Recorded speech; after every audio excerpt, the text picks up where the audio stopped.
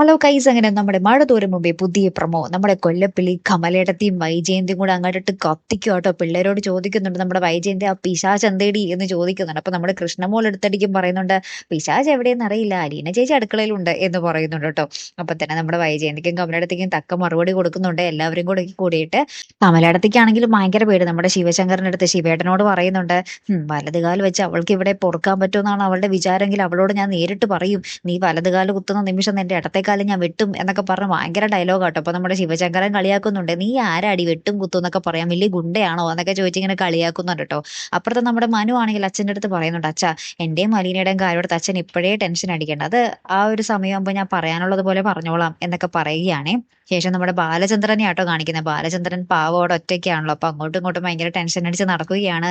ശേഷം നമ്മുടെ അലീന വരുന്നുണ്ട്. അപ്പൊ അലീനയുടെ അടുത്ത് നമ്മുടെ ബാലചന്ദ്രൻ എന്തോ തറുതലൊക്കെ പറയുന്നുണ്ട്.